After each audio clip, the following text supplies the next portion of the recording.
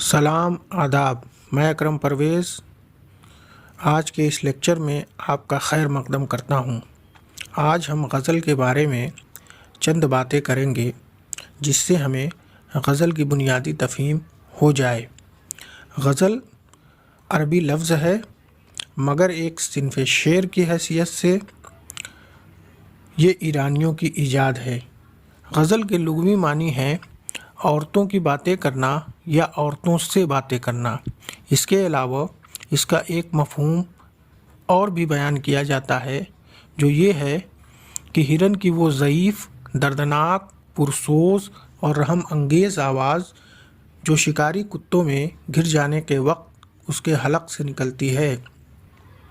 ہم دیکھتے ہیں کہ شروع میں اول الذکر معانی سے غزل کے موضوعات اور بعد والے معانی سے غزل کا لہجہ متعین ہوا، یعنی عورتوں کی باتیں کرنا یا عورتوں سے باتیں کرنے کے حوالے سے غزل کا جو مواد ہے، جو فکر ہے، جو خیال ہے، جو تصور ہے وہ پیدا ہوتا ہے، اور جو غزل کا لہجہ ہے، جو غزل کا سوز ہے، جو اس کا گداز ہے، جو اس کی کیفیت ہے، وہ ہرن والے معنی سے پیدا ہوتی ہے۔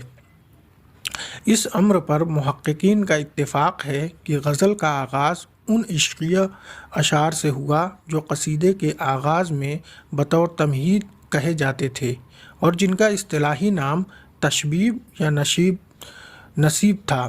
بالفاظ دیگر جب ایرانیوں نے قصیدے کی تشبیب میں الگ صنف سخن بننے کی صلاحیت دیکھی تو اسے قصیدے سے الگ کر لیا، مکمل قصیدے کی بجائے صرف تشبیب لکھی اور اسے غزل کا نام دیا۔ غزل کی حیت خود اس بات کا ثبوت ہے کہ وہ قصیدے سے کٹ کر الگ ہوئی۔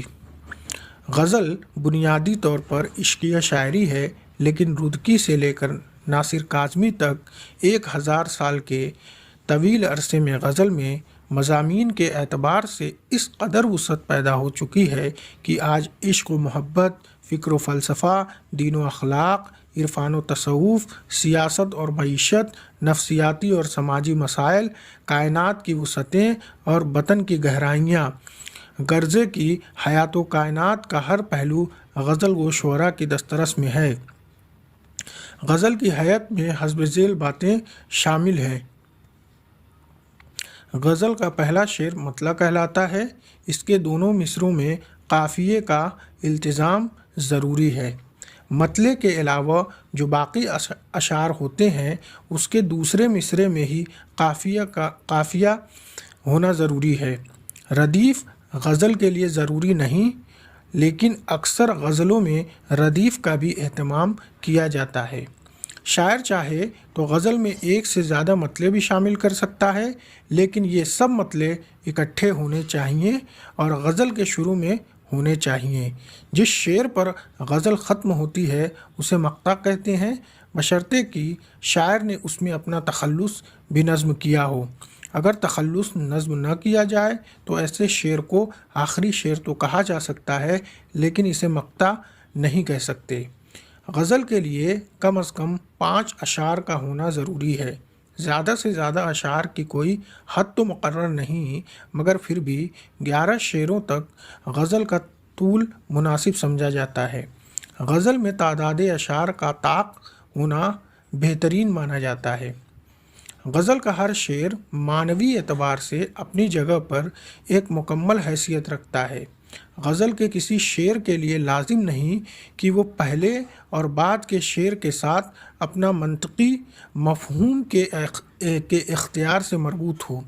گویا غزل وزن کے اعتبار سے، قافیے کے اعتبار سے تو تسلسل رکھتی ہے، لیکن موضوع کے اعتبار سے ایک دوسرے کے ساتھ اس کا انسلاق یعنی جڑاؤ نہیں ہوتا، اور یہی وجہ ہے کہ غزل کا کوئی عنوان تجویز نہیں کیا جاتا۔ تاہم اچھی غزلیں ایک مرکزی موڈ کی پابند ہوتی ہیں جو کسی حد تک وحدت تاثر کا باعث بنتا ہے۔ بقول پروفیسر حمید احمد خان، غزل بطور ایک کل کے منطقی مفہوم سے بے نیاز ہوتی ہے، اور وزیر آغا غزل کی اکائی غزل نہیں بلکہ شعر کو مانتے ہیں۔ منطقی تسلسل غزل کو راس نہیں آتا، اس لیے ایسی غزلیں بہت کم ملتی ہیں جن میں مطلع سے لے کر مقطع تک تمام اشعار مسلسل ایک ہی موضوع پر ہوں۔ تاہم فارسی اور اردو کے بعض شعراء، مثلاً فارسی میں شیخ سعدی اور اردو میں مولانا حالی اور جوش ملیح آبادی وغیرہ نے اس قسم کی غزلیں لکھی ہیں۔ ایسی غزل کو اصطلاح میں غزل مسلسل یا مسلسل غزل کہا جاتا ہے۔ اسی کے ساتھ غزل کے بارے میں جو باتیں ہماری ہو رہی تھی وہ یہیں پر روکتے ہیں، اور آئندہ کسی اور موضوع پر آپ کے ساتھ گفتگو ہوگی۔ تب تک کے لیے بہت بہت شکریہ۔